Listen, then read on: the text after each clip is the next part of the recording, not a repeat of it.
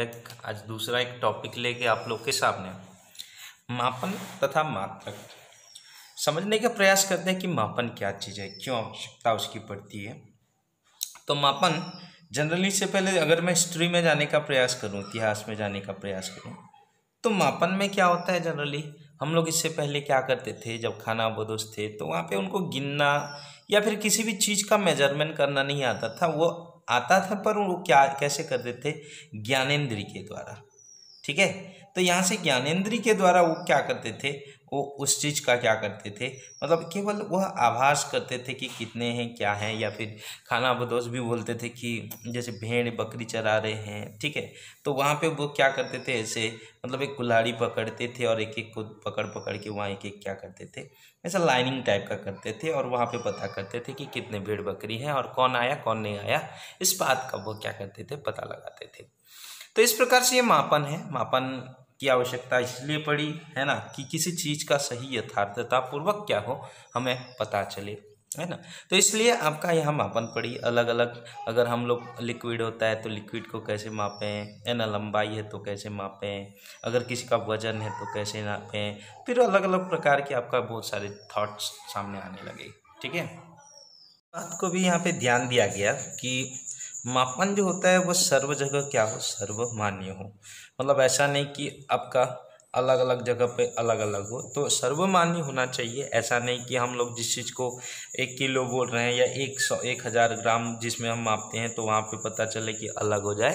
तो इस प्रकार मापन में क्या होना चाहिए, एक यथार्थता होना चाहिए, एक समानता होना चाहिए। इस प्रकार से मापन के क्या होता है, गुण आपके होते हैं। अब यहाँ से आता है आपका भौतिक राशि। भौतिक राशि किस चीज़ को कहते हैं, जिन राशियों का मापन यथार्थता पूर्वक किया जाता है उन्हें हम लोग क्या कहते हैं, भौतिक राशि कहते हैं। मतलब यथार्थता पूर्वक यानी शुद्धता पूर्वक हम जिसको करेंगे उसे भौतिक राशि कहेंगे। ये 2 प्रकार के होते हैं, एक होती है मूल राशि और एक होता है आपका व्युत्पन्न राशि। तो मूल राशि किसको बोलेंगे, मूल राशि उन भौतिक राशियों को जिन्हें व्यक्त करने के लिए किसी अन्य राशियों की आवश्यकता नहीं होती है, उन्हें आपका क्या कहा जाता है, मूल राशि। इसके जैसे होता है द्रव्यमान, लंबाई, है ना, ये 7 होते हैं, है ना, 7 मूल राशि आपके वहाँ पे अलग अलग होते हैं। तो लंबाई को मापने के लिए द्रव्यमान आपका लंबाई को मापने के लिए हम लोग किस चीज़ का प्रयोग करते हैं। तो इस प्रकार से यहाँ अलग अलग थॉट्स होते हैं जिनको 7 अलग अलग भागों में बांटा जाता है ना। फिर होता है व्युत्पन्न राशि, है ना। व्युत्पन्न जो राशियां मूल राशियों की सहायता से उत्पन्न की जाती है, व्युत्पन्न मतलब किसी से उत्पन्न, है ना। तो मूल राशियों से जो उत्पन्न की जाती है उन्हें व्युत्पन्न राशि कहते हैं। जैसे क्षेत्रफल आता है ना, देखो क्षेत्रफल क्या होता है, लंबाई गुणित चौड़ाई, मतलब ये भी 1 मीटर होगा, ये भी 1 मीटर, मतलब ये भी लंबाई का मात्रक, लंबाई का मात्रक, इन दोनों राशियों को मिला दिए तो ये क्या हो गया, एक व्युत्पन्न राशि हुआ। जैसे चाल बराबर क्या होता है, दूरी बटे समय, दूरी का लंबाई होता है, समय का सेकेंड जो भी समय ही होता है। तो इस प्रकार से आपका क्या होगा, आपका अलग अलग 2 प्रकार के मूल राशि और व्युत्पन्न राशि यहाँ पे आपका होता है। आगे मापन, है ना। मापन किसी भौतिक राशि के मापन का अर्थ है उसका संदर्भ मानक से तुलना करना। संदर्भ मानक से तुलना करना मतलब क्या होता है, थोड़ा समझिए। संदर्भ मानक मतलब होता है, जैसे हम लोग क्या करते हैं, लंबाई ले लेते हैं, तो लंबाई को हम लोग किससे करते हैं, कौन कौन सा उसका संदर्भ मानक होता है ना।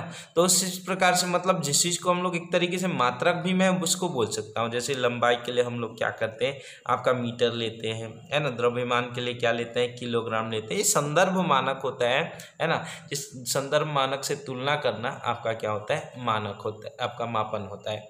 अब यहाँ से आपका क्या आएगा, मात्रक है आपका, है ना, आता है मात्रक। किसी भौतिक राशि के मापन के लिए प्रयुक्त संदर्भ मानक को उस भौतिक राशि का क्या कहा जाता है, मात्रक। देखिए राशि और मतलब मात्रक में ज़्यादा अंतर नहीं है, उसमें यथार्थता पूर्वक व्यक्त किया जाता है, व्यक्त करना है उसमें। और मात्रक मतलब क्या होगा, उसके संदर्भ मानक को हम लोग क्या कहते हैं, उस भौतिक राशि का क्या कहते हैं, मात्रक कहते हैं। अंतर ज़्यादा नहीं है राशि और मात्रक में, ठीक है। तो यहाँ से आपका जो लंबाई उदाहरण, ये मात्रकों की कुछ विशेषता होती है। जो भी हम लोग किसी चीज़ का मात्रक बनाते हैं, जैसे लंबाई का मात्रक क्या होता है, मीटर होता है, द्रव्यमान का मात्रक क्या होता है, सेंटीमीटर होता है। तो इस प्रकार से क्या हो जाएगा, एक जो संदर्भ मानक होता है उसका राशि का मात्रक होता है, मतलब आपका क्या है, लंबाई एक राशि है, द्रव्यमान एक राशि है, और उसका मीटर सेंटीमीटर जो संदर्भ मानक है वो उसका क्या होता है, मात्रक होता है। आप लोग बोलते हैं ना द्रव्यमान का मात्रक किलोग्राम होता है ना, आपका लंबाई का मात्रक क्या होता है, मीटर सेंटीमीटर ऐसा होता है। तो ये जो होती है उसकी क्या होती है, मात्रक होती है, और ये उसकी क्या चीज है, राशि होती है। मात्रकों की कुछ विशेषता होती है, सुपरिभाषित होना चाहिए, सब जगह पे सही परिभाषित होना चाहिए, उचित आकार का होना चाहिए, है ना। एक छोटा सा मैं स्टोरी आप लोग को छोटा सा शॉर्ट फॉर्म में बताने का प्रयास करता हूँ। एक बार एक व्यापारी क्या करता था, है ना, जब यहाँ पे ये सब कुछ नहीं हुआ था, पहले जमाने की बात है, वो एक जगह जाता था और वहाँ से कुछ सामान लेके आता था, है ना। और वहाँ पे वो क्या करता था, वहाँ आप लोग जनरली जानते हैं, हम लोग लोकल भाषा में तामी बोलते हैं, ठीक है, यहाँ तामी, ठीक है। तो यहाँ से तामी जनरली क्या होता है, हम लोग एक बड़ा सा होता है, तो वो एक तामी के बराबर वहाँ पे जो भी चावल लेके आता था, है ना, और वो एक तामी का क्या बोलता था, 50-20 रुपये जो भी है वो ऐसा मानता था, है ना। और जब यहाँ पे वो जो अपने क्षेत्र में आता था, वो क्या करता था, 1 किलो को वहाँ पे क्या बोलता था, 20 रुपये में बेचता था। समझ सकते हैं कितना डिफरेंट होगा, है ना। तो वहाँ पे क्या करता था, एक ठगता नहीं था, पर वो बोलता था कि मैं हम लोग वहाँ 20 रुपये देते हैं, तो ठीक है 20 रुपये, पर तामी और किलो में डिफरेंट है ना।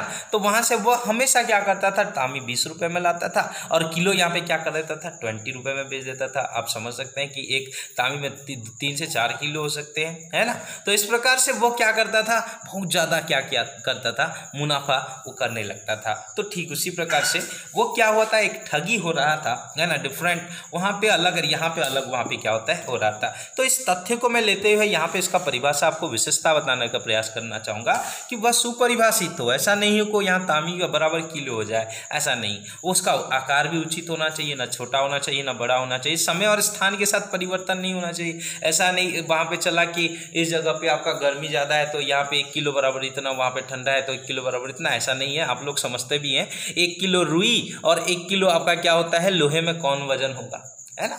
1 किलो रुई और 1 किलो आपका लोहे में कौन भारी होगा, ऐसा क्वेश्चन पूछा जाता है। भाई दोनों 1 किलो है, दोनों में कोई भारी नहीं होगा। हाँ, किसका आयतन ज़्यादा होगा बोलने से रुई का क्या होगा, आयतन ज़्यादा होगा। ये कभी कभी हम लोग बोल देते हैं पटाख से कि नहीं वो लोहा ज़्यादा होगा, पर ऐसा कुछ नहीं है, दोनों को 1 किलो हम लोग बोल रहे हैं, है ना। अगला आपका यहाँ भौतिक कारणों, जैसे आपका ताप दाब आदि के कारण अप्रभावित होना चाहिए। ताप और दाब चेंजेस होगा तो वह मतलब बदलना नहीं चाहिए। वह सर्वमान्य हो, ऐसा नहीं कि यहाँ अलग हो। अंधर नगरी चौपट राजा टकेसेर भाजी टकेसेर खाजा, एक बहुत ही अच्छा स्टोरी होता है इस बेस पे, है ना।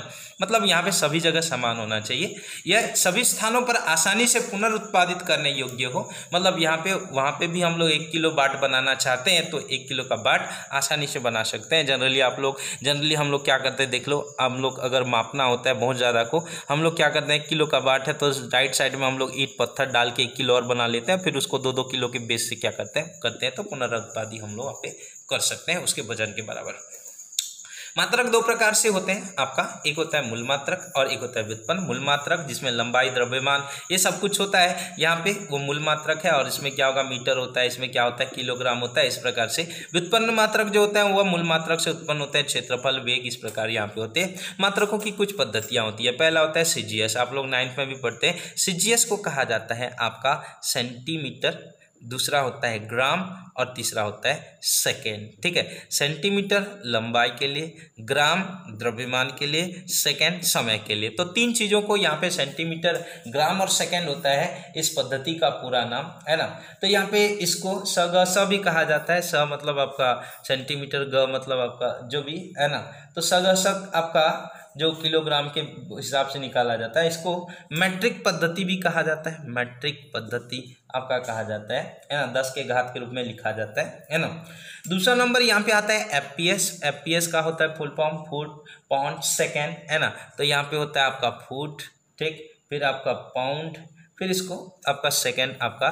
तो ब्रिटिश, फुट मतलब लंबाई का, पाउंड मतलब द्रव्यमान का और सेकेंड मतलब समय का, है ना। तो ये ब्रिटिश पद्धति भी कहते हैं। अगला आपका एमकेएस। एमकेएस का पूरा नाम होता है आपका एम फॉर मीटर, ठीक है, के फॉर किलोग्राम, एस सेकेंड। तो यहाँ पे मीटर देखो बड़ी राशि है, किलोग्राम थोड़ा बड़ी राशि है, और सेकेंड तो यहाँ पे ये इसका बड़ा भाई आप लोग बोल सकते हैं, है ना। सीजीएस का बड़ा भाई क्या होता है, एमकेएस। सेंटीमीटर छोटी लंबाई, ग्राम छोटा है ना। तो सेंटीमीटर का बड़ा भाई क्या होता है किलोग्राम, सीधा आपका मीटर आ जाता है। मीटर मतलब 100 सेंटी बराबर 1 मीटर यहाँ पे होता है, और किलोग्राम 1000 ग्राम बराबर क्या होता है 1 किलोग्राम होता है, और 1 सेकेंड आपका यहाँ पे होता है।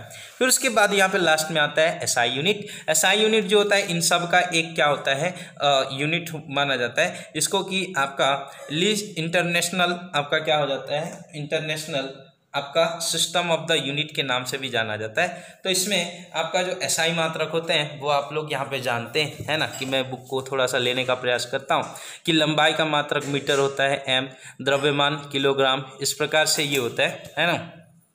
इसको आप लोग 9th में भी पढ़ते हैं, इसलिए मैं इसको आपका थोड़ा सा शॉर्ट में निकाल रहा हूँ। समय का सेकेंड, इसको किस प्रकार से स्मॉल, देखिए ताप का क्या होता है केल्विन के, विद्युत धारा का क्या होता है आपका एम्पियर कैपिटल ए, ज्योति तीव्रता CD, पदार्थ की मात्रा मोल, है ना। कुछ पूरक मात्रक होते हैं, समतल कोण जो होता है उसका मात्रक यहाँ पे रेडियन होता है ना। घन कोण का क्या होता है स्टेरेडियन।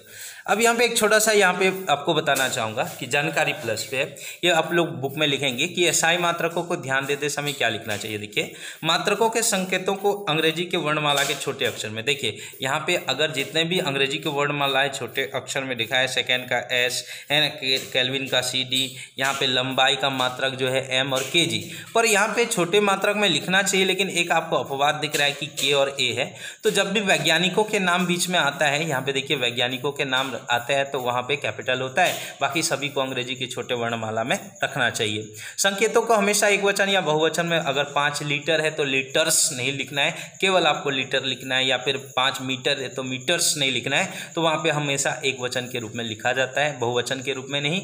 मात्रकों के संकेतों के आगे कोई विराम चिन्ह नहीं, ऐसा नहीं कि 5 मीटर फुल स्टॉप, 5 अल्पविराम मीटर, ऐसा ये नहीं होना चाहिए। और मात्रकों का पूरा नाम अंग्रेजी में लिखते समय समस्त छोटे अक्षर में, आपको पता है अंग्रेजी में एक चीज़ होता है कि first letter is always capital letter, पर हमें वहाँ पे क्या होगा मात्रकों को पूरा लिखना है, तो हमको क्या करना है छोटे AM, देखिए सभी को स्मॉल लेटर में आपको लिखना है। तो ये 4 विशेषताएं होती हैं संकेतों को अंग्रेजी वर्णमाला के छोटे अक्षर, वैज्ञानिकों के नाम बड़े अक्षर, बहुवचन में नहीं लिखा जाना चाहिए, कोई विराम चिन्ह का उपयोग नहीं करना चाहिए, मात्रकों का पूरा नाम अंग्रेजी में लिखते समय छोटे अक्षरों का प्रयोग करना चाहिए। आगे मैं आपको बताऊंगा कि मीटर और आपका जो मूल मात्रक है उनके परिभाषा क्या होते हैं। आशा करते हैं वीडियो आपको समझ में आया होगा, इसका आपको नोट्स बनाएंगे। धन्यवाद।